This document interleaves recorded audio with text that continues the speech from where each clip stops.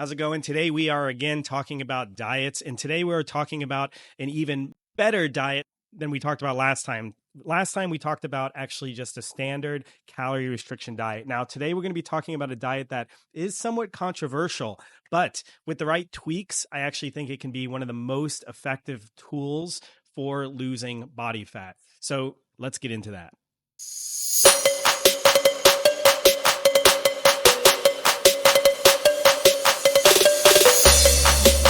Hello, my name's Andy J, and I am here to help aging millennial men feel their best.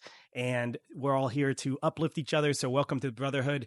Today, we're going to be talking about one of my personal favorite diets. There's a couple, but this is one of my personal favorite ones, and that's going to be the carnivore diet. Now, I do make some recommendations and modifications than the standard approach, but generally speaking, this can be a very effective approach for losing body fat.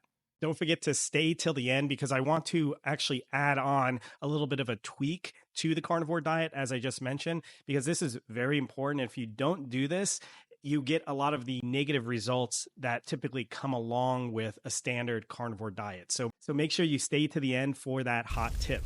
So as I mentioned before, with the standard calorie counting type of diet, there can be a lot of negatives to it. Primarily, one of the biggest risks is slowing down your metabolism. So the actual food you're eating makes it the actually less food volume can have you gain weight even easier in the long term. So it's not the most ideal approach, in my opinion. So that's why today we're going to be making some tweaks to the diet, some improvements. And, conventionally speaking, it's been called the carnivore diet. So we'll be talking about that in a second.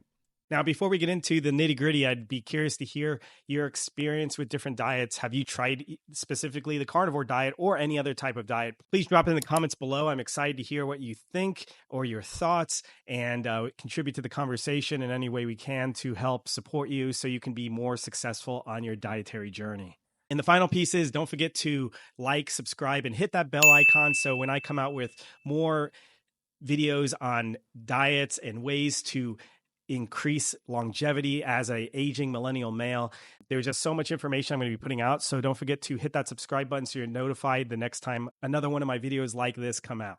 So a quick once over, if you've been living under a rock and you haven't heard of the carnivore diet, basically it's as the name implies, it's strictly a carnivore based diet. It's almost like the anti-vegan diet in a way, because you're completely omitting all plants out of your diet and you're just basically eating, like, what's most popular is like steak and eggs. Some people just live off of ribeyes. There's not really a right and wrong way to do it as long as you're just pretty much eating meat. Some people are really keen on cheeses or dairy. Some people omit them.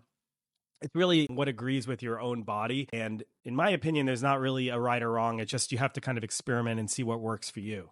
Some of the large advantages that have been observed is things like your insulin sensitivity begin to reset. So people that are, kind of verging on the direction of diabetes or kind of pre-diabetic, this can be a really great therapeutic tool to help reset your insulin system. As we noticed, there's a significant help in burning fat. I think part of it is because you're increasing your protein consumption significantly, which is naturally satiating. That's going to curb your appetite a great deal. So you're not going to be able to need to eat as many calories and you're going to feel more satisfied. And obviously, because of the high protein amount from a muscle building standpoint, this diet is really, really good at helping people build and maintain lean muscle tissue.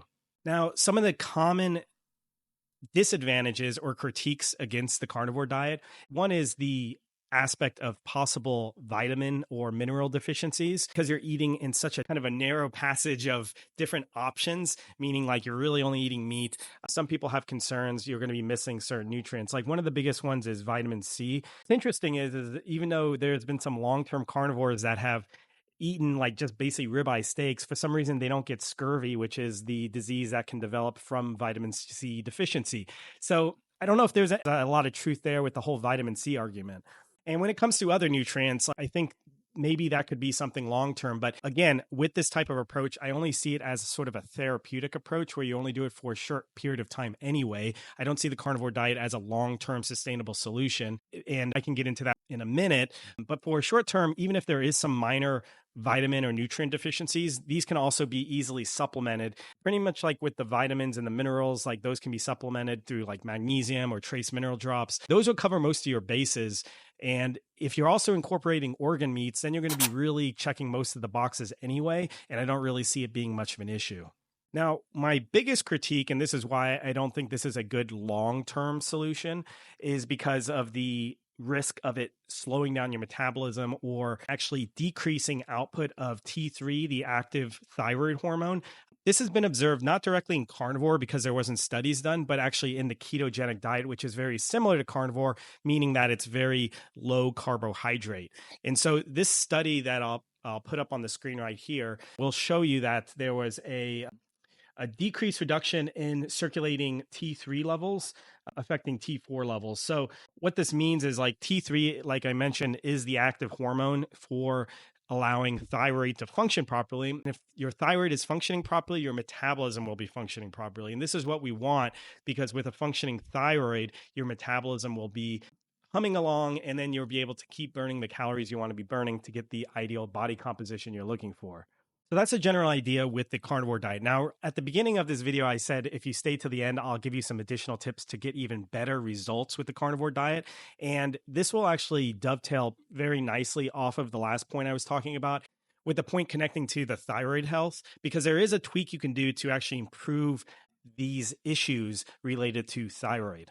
So to kind of name off a couple quick tips, first, keeping the sleep dialed in. You want to always get the foundations first. So the sleep, the stress levels, making sure that these are all working really well. Then you're going to get better results with the carnivore diet. As I mentioned before, making sure you're getting enough minerals. Sometimes people get like carnivore headaches or keto headaches. And this is typically related to not having enough minerals in their diet. If you increase your mineral intake, that will generally solve the problem. I recommend doing trace mineral drops in your water, so supplementing with magnesium at the bare minimum to help curb a lot of these issues.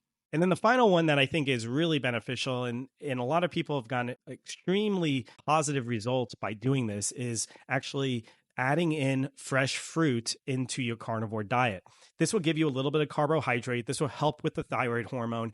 I've seen this particularly in women are even more sensitive to this. This helps a lot with women, but also for men too. I think it really balances out the carnivore diet and makes it almost a perfect diet when you're able to increase the amount of fresh fruit that you're eating every single day. I'm a bigger fan of tropical fruits actually, because tropical fruits tend to be a little bit higher in carbohydrate. They're also a little bit sweeter, so I find them to be more enjoyable as well. So those are some quick tips I think that will increase the benefits for the carnivore diet. I recommend trying those as well.